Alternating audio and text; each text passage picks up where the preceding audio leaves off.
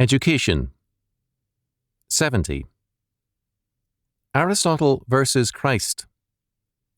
Chalcedon Position Paper, number 238.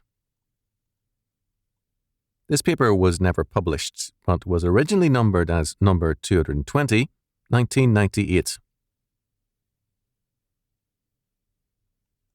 In the mid-1950s, I began studies in statist education, which led to the publication of Intellectual Schizophrenia, 1959, and The Messianic Character of American Education, 1963. The latter work was done on a research grant. Today, a grant for such a work would be unlikely as too controversial. At the time, statist education seemed to have triumphed, and more than a few persons felt that I was wasting my time trying to bring about a separation of schools and state. The Messianic Character of American Education was not reviewed by any periodical, but some state boards of education asked for a report on it. Now, with the dramatic growth of Christian and home schools, statist establishment of schools is seriously questioned. It is important to raise a more basic question. Why did the state get into education? The origins of the concept of state control of education have pagan roots, and they are best set forth by Aristotle and his Politics. For Aristotle, the state is the highest good of all and embraces all the rest. Book 1, 1. He sees man as simply the best of animals and a political animal. Book 1, 2, Book 3, 6, etc. Moreover, the citizen should be moulded to suit the form of government under which he lives. Furthermore, neither must we suppose that any one of the citizens belongs to himself, for they all belong to the state, and are each of them a part of the state. Book 8, 1. Education for Aristotle must be regulated by the state, and for him this was beyond question. Book 8, 2. This should not surprise us. All non-biblical cultures of antiquity were radically totalitarian. In his Nicomachean Ethics, Aristotle simply intensified his position.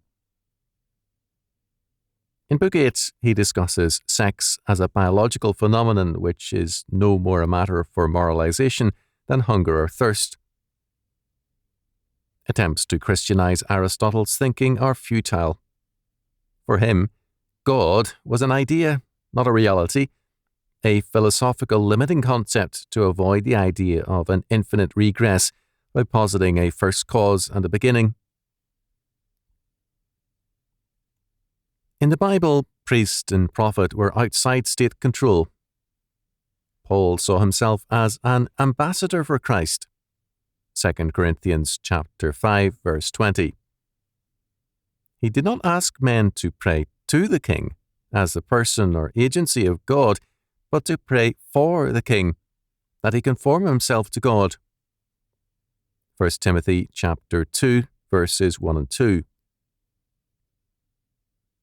The Church, as the embassy of Christ the King, was beyond state control. The roots of the medieval and modern church-state conflict are in this biblical premise.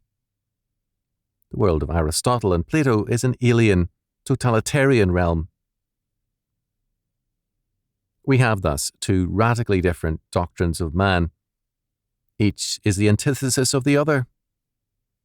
For the Christian, man is a creative being made in the image of God. Genesis chapter 1, verses 26 to 28. For Aristotle, man is at best a political animal. For the Christian, salvation is only possible by Christ's atonement. For Aristotle, salvation is statist to the core and is by means of education. For the Christian, education cannot be salvic or messianic, because only Christ can regenerate and save man. In the tradition of Aristotle, the state, by education, can remake man. These two views are mutually exclusive, and it is only man's propensity to avoid conflict that leads him to attempt the reconciliation of Aristotle and Jesus Christ. This reconciliation is what all who place their children in state schools are attempting to do. This syncretistic effort has led to the steady retreat of the Church and to its adoption of alien gospels, such as humanism. All efforts to merge the two plans of salvation are doomed to fail because God is God, and His truth is unchanging and unchangeable. At issue is more than a matter of forms of schooling. Rather, it is the basic question: who is man's Saviour? Christ or the state?